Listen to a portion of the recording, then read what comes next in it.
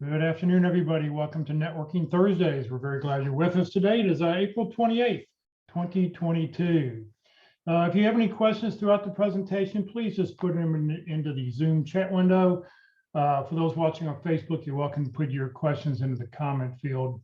For those on Zoom, if you'd like to network with everybody else who's on the call today, please feel free to put in your information so that you can then save the chat window at the end of it and network and connect with other people who are on the call today. Please note this event is being recorded. It's currently live on Facebook. The recording will be on the Career DFW Facebook page and the Career USA YouTube channel for others to view in the future. By participating in this event, you give consent for your name and picture to appear. Please note that any comments you put in the Zoom chat window will not appear in the recording. Well, good afternoon, everybody. My name is Jeff Morris. Back in 2008, I started a website called careerdfw.org to help those in the Dallas-Fort Worth area in their job search. In 2012, I started a second website, careerusa.org, to help those around the United States. I have written a book called What I've Learned About Your Job Search That You May Not Know. It is available on Amazon. You can get it on Amazon for 15 bucks, or if you see me in person, I have them for $10 a piece. Since 2007, I've been facilitating and leading the North Dallas Plano Career Focus Group. The group meets every Friday morning. It's been around since the late 1990s. And tomorrow, at the end of this session, I'll tell you about our upcoming program that we have coming up tomorrow morning. And since 2017, I've been a member of the practice interview team. You have to remember that your resume and your LinkedIn profile will not get you a job. But what it will do is it will get you a phone call. How well you practice your interviewing skills is what's going to get you the job. So if you'd like to have more information on that, just go to www.dallaspitcrew.com and you can get all the information you need right there. Well, every second and fourth Thursday, we talk about networking. We've had a different speaker talking about it every time. I think there's 21 or 22 speakers that are shown here. Networking is basically the same. It's getting out and talking to other people somehow and sharing information. So today our speaker is Locke Alderson. He's a career consultant, recruiting consultant, contract recruiter. He's been in the business for 40 plus years, probably, in different roles. At one point, he worked for Locke Alderson, coaching people who were unemployed. Today, he's going to talk about networking to network. This is a pre-recorded session. So if you have any questions, we'll get those questions answered for you at the end. It's only like a 35-minute presentation. So it's a pretty quick one here. So let me switch over to Locke and we'll get started here.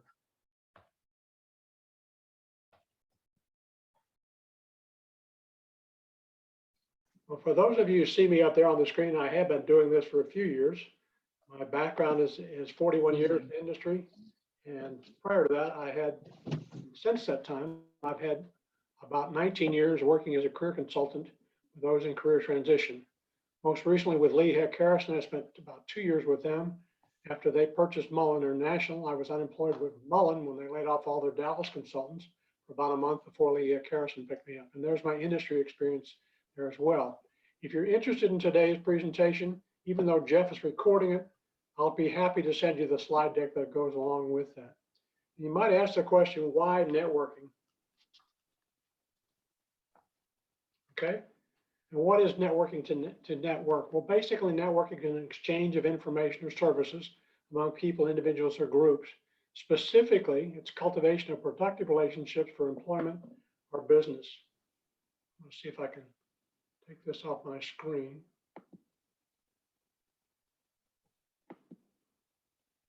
And do it that way, okay? But basically, it's building relationships with other people. And in other words, it's not about you, it's a two-way process of giving and receiving. And people have said this, building relationships, something we have been doing all of our lives. It can be those kind of things which are good at networking. Well, not all of us are good at networking, but again, the scripture, and I go to Bible frequently when I was in job search mode, a verse from Ecclesiastes 4:12 says, a person standing alone can be attacked and defeated. And when we're job hunting, it's easy to get defeated and down and discouraged.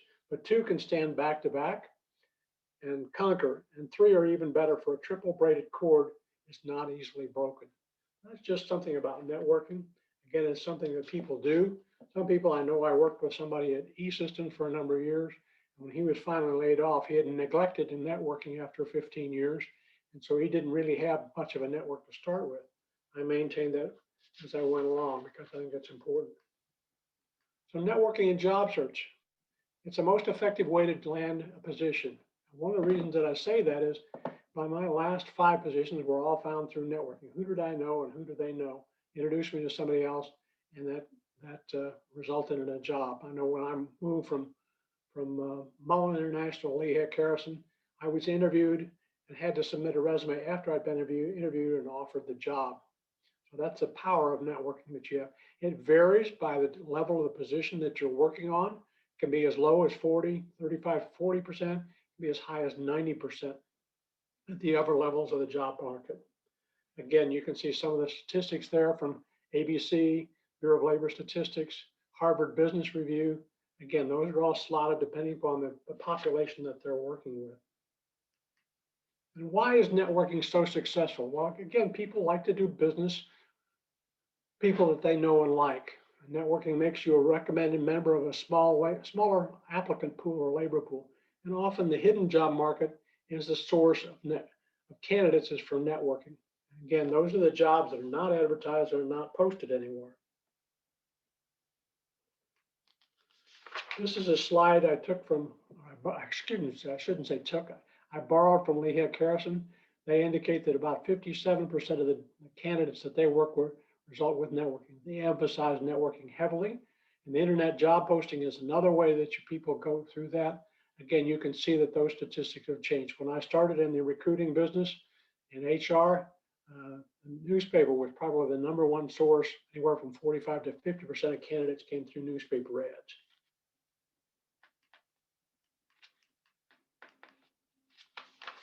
When do you start networking? Well, if you haven't started, the time to start is now. You should always be networking, whether that's with the person next to you at the dry cleaners or at the grocery store or at a soccer game, a baseball game. Get to know the people around you. Introduce yourself. Take a minute to find out who they are. You should be attending unemployed groups that are available. 2 to 3 groups a week. The best source of finding some of those is on careerdfw.org. There's a whole source of those. Their calendar lists a number of them. 2 of the more popular groups here in the Dallas area, the Frisco Connect and South Lake Focus Group. And they're groups where you can meet unemployed people. But don't limit your networking to unemployed. You want to meet with some of the employed people through professional groups like the Dallas chapter of the CPAs, American Training and Development Group, Financial Executive Networking Group, Marketing Group, Networking Group, North Texas Association of Mortgage Professionals was a group that when I was doing work with Mullen International, working with a lot of mortgage candidates, mortgage brokers, a lot of work, and that was a group that met regularly at the Prestonwood Country Club in North Dallas once a month. Another group, you can go to service groups or business groups like Chamber of Commerce, Knights of Columbus, Rotary, are all groups that have regular meetings, and they'll take, even though now, I shouldn't say even though now that they're back in meeting face to face, it's easier to attend some of those, and some people will sponsor you to go to meetings like that.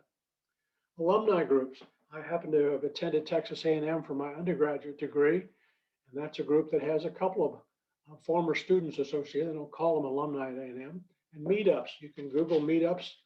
In any profession here in the Dallas area, there's at least 50 different meetups that are available to you.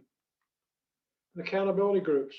They're important because an accountability group, if you have that partner, that second or third person, they can help you when you get down and discouraged, and you can offer them encouragement as well. People have similar needs that they may be willing to share. If I can't get the job and you have a background like mine, I want to encourage people to consider you. So that's another way to do that. So how do you start networking? Well, first you need to start with a networking plan. It doesn't have to be something very formal and structured. It can be something fairly basic, just to name the companies, making a list of the target companies that you're interested in. Data Axle, which is now known as Data Reference Solutions used to be Reference USA, is another source of information about companies. The databases of Dallas-Fort Worth companies and NAIC codes, which is something that the government produces. You can research target companies and industries. You can use LinkedIn's company section and look up companies and find out information about them. And you might also ask, well, how do I find companies? Well, do a people search for yourself on LinkedIn. Look up your profession, whether that's an accountant or a sales rep, limit it to the Dallas-Fort Worth area, and look at some of the people that show up on that. Hopefully you're going to show up in the first 10 screens. That's about 100 thumbnail sketches of people. But if you don't, take a look at some of the profiles of the people that are there. Take a look at the verbiage that's there. That's some verbiage that you can include in your profile, but it's also a list of companies that have work like the work that you perform. They may not have current openings, but those are companies that you may be wanting to start networking with. You can take information from Glassdoor about companies in terms of the reviews and the ratings of the companies, and you can reach out to contacts on LinkedIn. You want to determine who your companies are, your LinkedIn companies. Kip Lipson and Mike Ray used to teach a class on Reference USA, which is now, I want to say that that's the company that it is, Data Solutions. If they're doing that, it's certainly a worthwhile attendance of their presentation on that. Information about certain companies and industries, the names of contacts. Some of those companies have the names of the executives on that, and advice on your campaigns. The data reference solutions is available at your public library, and a reference librarian can show you how to use it. In some cases, if you have a library card, you may be able to access it from home and make a list of the companies that you're interested in here, say in the Dallas-Fort Worth area, or if you're looking in other areas like Atlanta or New York. I know when I was with Mullen International, I had a candidate from the bank here in Dallas. He was looking to go to work in New York City. We helped him find some things in New York City using resources online. Well, developing your network, you want to start with your primary contacts. Who do you know? Your family, your friends, your professional associates. Making a list of those and getting in touch with them. It doesn't have to be anything simple, but you want to reach out to them generally by telephone. Why by telephone? It's the method we use for contacting people. If you have some phone phobia, you might want to write down or script out what you want to say. Basically, it doesn't have to be anything lengthy or formal, but you can list out what you're interested in, your name, a little bit about your background if they don't know you, and talk to information you're trying to develop a relationship with them. Start with a low-hanging fruit, the people that you know, and as you get more comfortable making those calls, making those contacts, you can reach out to others. So that primary contact can be your neighbors, social acquaintances that you have, that you've met socially, classmates and alumni, if you've kept in touch with some of the people from your school, teachers and professors, former co-workers, clients and vendors, anyone that you've written a check to in the last year. Maybe you're your hairstylist, as I said, or your cleaners, if you've developed any kind of relationship with people there. Those are some people that you can keep in touch with. Your Christmas card list is another one I have. When I was out of work from Siebel, I was laid off in 2002. And in 2003, November 2003, we sent out our Christmas card list, which we do every year. I sent one to my former boss. January the 2nd, he calls me up and said, would you have any interest in coming back to work on contract? And I said, of course. And of course, the next day he calls me with some bad news. He says, I've talked to the CFO and he says, no more contract employees, but would you be interested in coming back full time? And I went back to work full time. So do keep in touch with those people that are on your network. You never know how that's going to result in a contact that leads to a job or a job interview. I know we had another candidate that I worked with from MEG, a group that I'm in on Thursday mornings. He'd been out of work for about a year. He was out in the alley doing something with the lawn clippings or something like that. He encountered a neighbor across the alley from him. The guy said, are you still out of work and still looking? And the guy says, yes. He said, well, I've got an opening I think you'd be perfect for. Interviewed the guy and he got a job. Here's somebody that he's known for a long time, and yet it took a year to get in touch with him and land a job situation.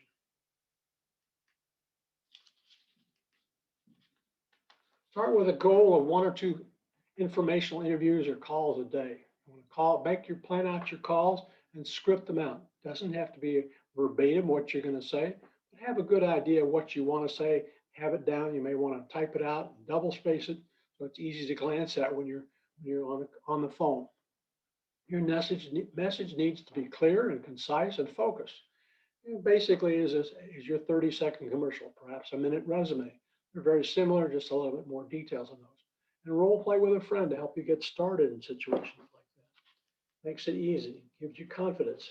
Your secondary contacts that you want to get in touch with are people at your target companies that you may know.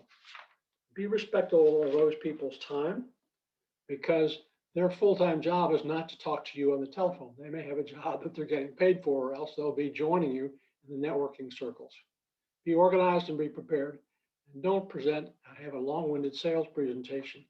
And be sure and take a breath when you're doing that. I know when the telemarketers call, sometimes they never take a breath before they're done with 2 minutes worth of talking. And again, can't get a word in edgewise on those.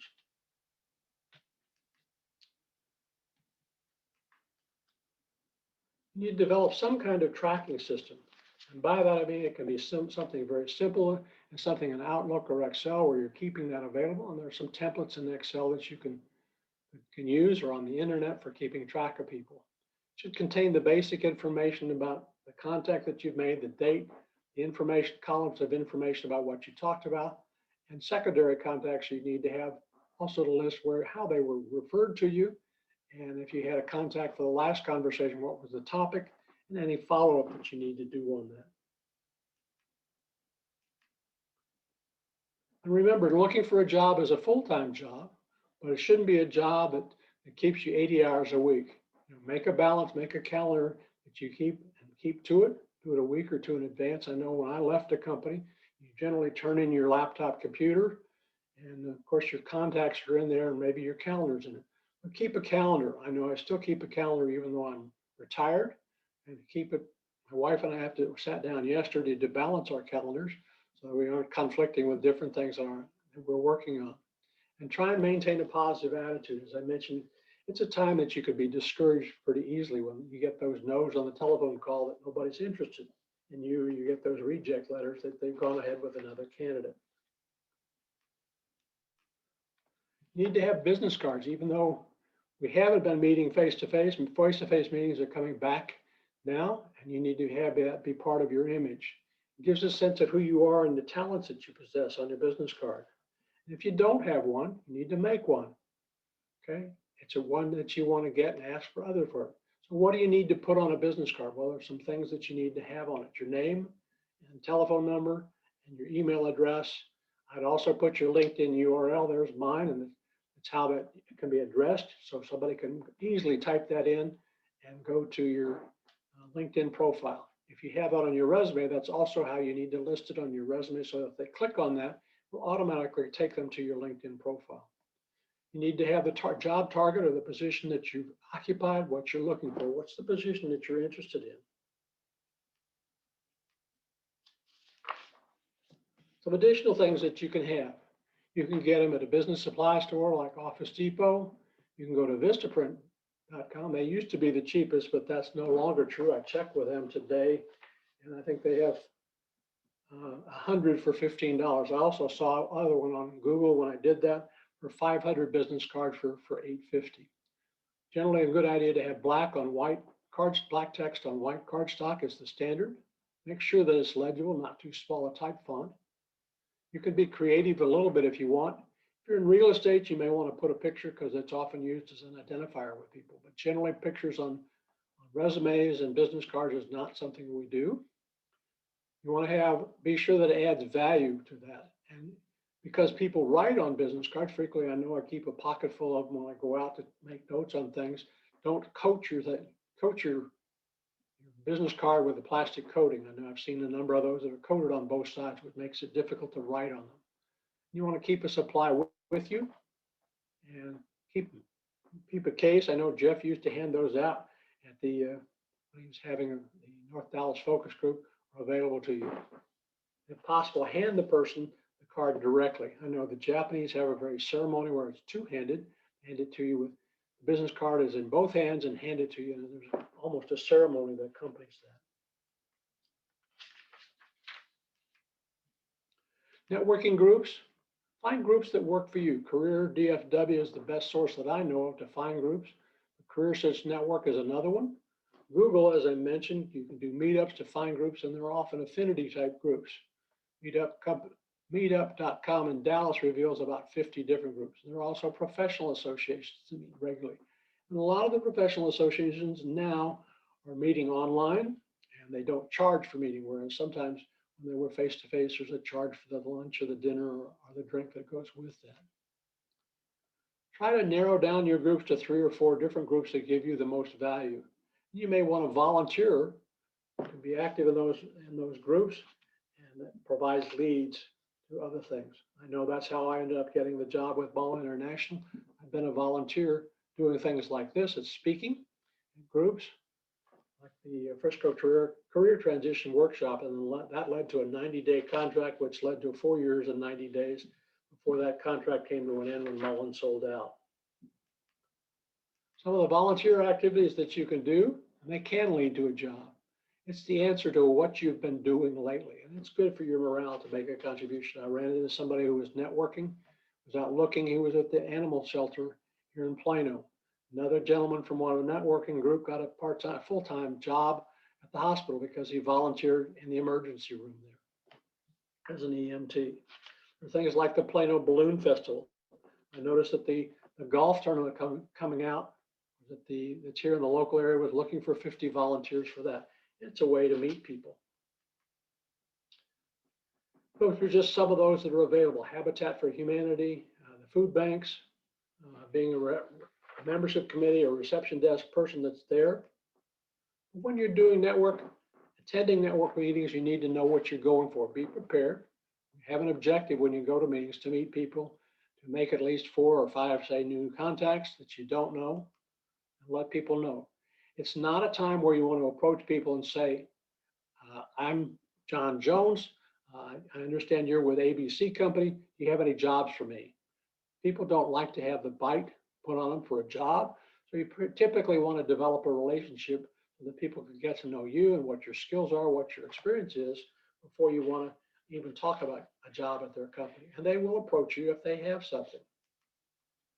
You want to arrive early and be confident about who you are. It's good also to have perhaps somebody, a wingman, to go with you, or a wing person, to be politically correct, that can introduce you to some people.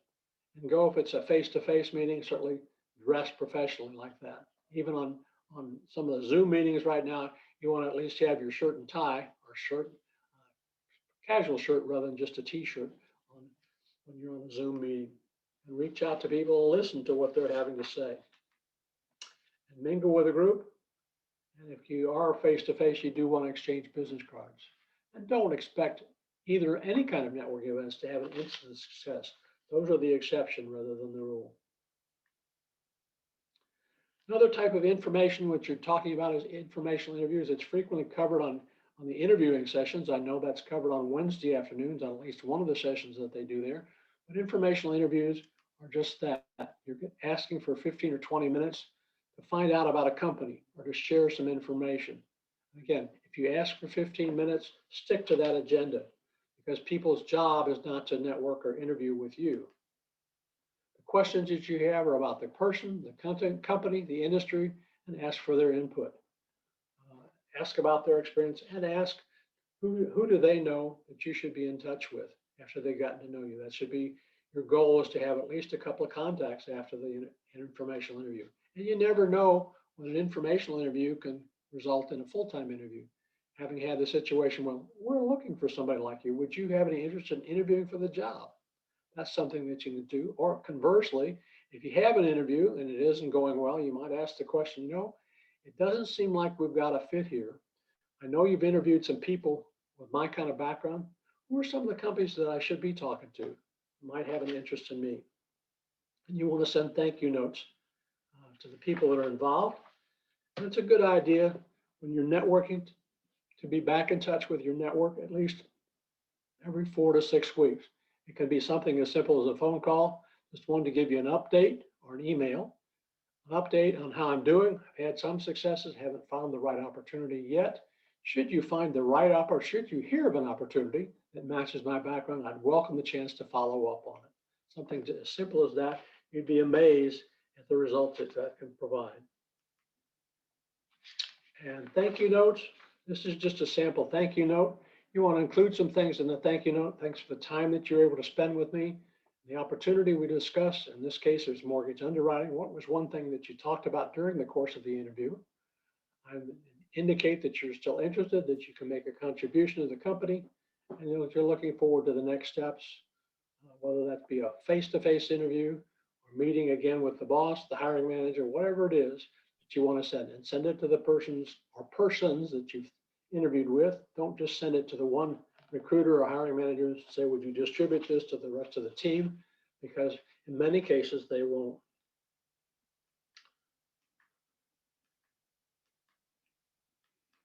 Jeff, I think I'm about done. I've kind of run through that in a hurry. All right, Jeff, you did go pretty quick. Well, there was one question at the very beginning. You quoted something from Ecclesiastes. The person would like to know the reference again. The reference from Ecclesiastes is Ecclesiastes 4:12. As I say, it's a verse of scripture. I like it in several different translations. Sometimes it's a cord that cannot easily be broken. But again, you think about yourself when you're standing up. Sometimes it's easy to get discouraged. So having 2 or 3 people together can offer some encouragement to you. And that's what we talk about. Get a support group. I mean, have a group of people who are, in transition, who can understand what you're going through, and you all help each other, which can be very powerful. Questions anybody have? All right, that is Locke's presentation. If anybody has any questions, you're welcome to unmute your mic and ask, and we can talk about what you just heard. Any questions from anybody?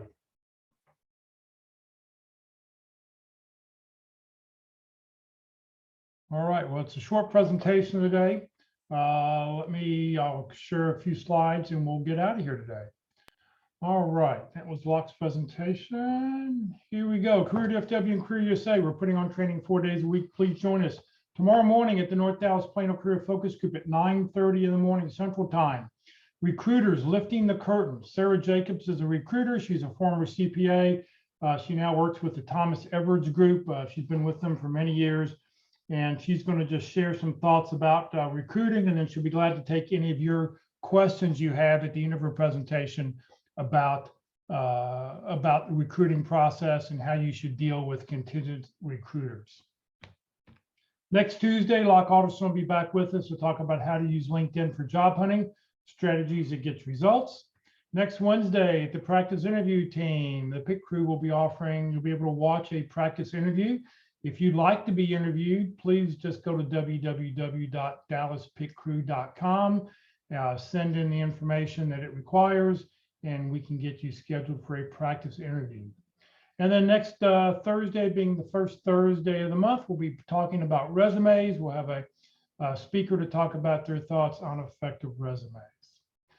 If you'd like to join the Career DFW or Career USA LinkedIn groups, you're welcome to do so. It's a great opportunity to network with a lot of other people. You don't have to live in the Dallas-Fort Worth area to join the Career DFW group. Please note that we have over 13,700 members in the Career DFW group. But like I said, you're welcome to join one or both of them. This session has been recorded. It will be on the Career DFW Facebook page and the Career USA YouTube channel.